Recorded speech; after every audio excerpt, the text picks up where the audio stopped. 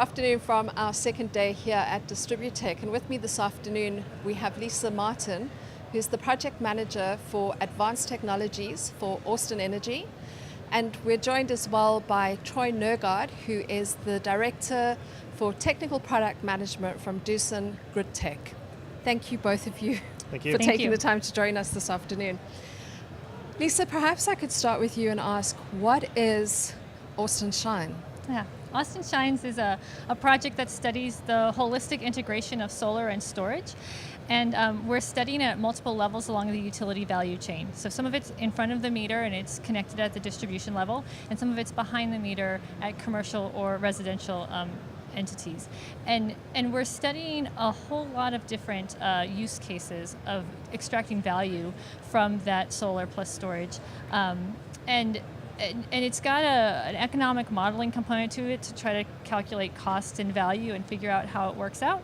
And it also has a very important controls aspect that really is the heart of the project. Now, speaking of control, Troy, how does your platform feed into that or integrate that whole control element? Yeah, the core of the Duro platform is really meant to integrate all types of distributed energy resources in a way that's both beneficial for the utility, in this case Austin Energy, and the end customer. And maybe there's an intermediary as well. It could be an aggregator, or it might be a market or something like that. And so we're really taking in multiple inputs, both from the distributed resources as well as outside inputs such as forecasts, market prices. Maybe there's degradation information and resource status information, doing an optimization and dispatching those in a way that is providing benefit to all. Okay. And Lisa, from your perspective, I mean, what sort of results have you seen from the project? And perhaps what kind of unexpected results have you seen? Yeah, absolutely. The control aspect that Troy just highlighted is really key, right? Otherwise, we have a lot of solar and storage that are installed and maybe perhaps for a single use case, but we want to extract the maximum value that we can. And so we're talking about using different types of use cases over different time periods to extract that value.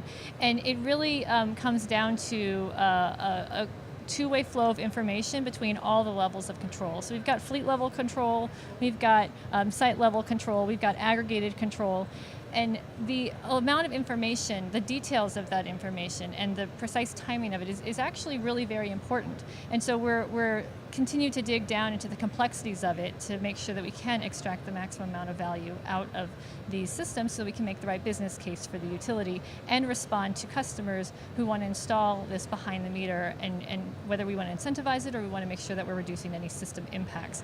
And so simply put, the details really matter. Mm-hmm. And so we're digging into how deep should we go with that sophistication of the controls to ultimately make the most business sense, and because the complexity comes at a cost, and so where can you draw that line to ultimately figure out what's the right solution for a particular utility?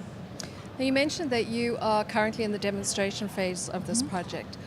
What are your next steps? What comes after this? Yeah, so this falls under a strategic initiative for Austin Energy about DER integration and optimization.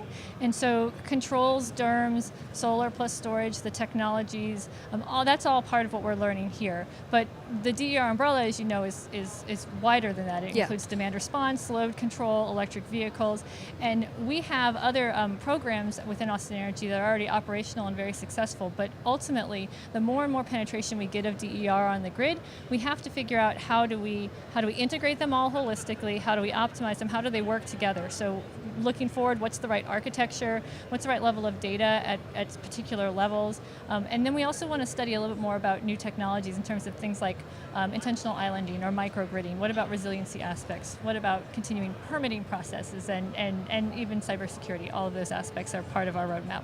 Okay. Troy, one last question for you. How involved can your project get in terms of pulling all these various elements together? Yeah, well, even at Austin Shines, we have a variety of assets that we're pulling together, from residential solar to large-scale solar, residential and commercial energy storage, and utility-scale energy storage. But as Lisa said, that's not the end. We would also like to start to pull in electric vehicles, demand response assets. Really, all of those things are primed to be put together and optimized in a way that can add value for everyone. And it really, I think the best value you're going to get is when you do that, pull everything together. And the disparate systems, while they do a great job by themselves, I think holistically, everybody wins. Okay.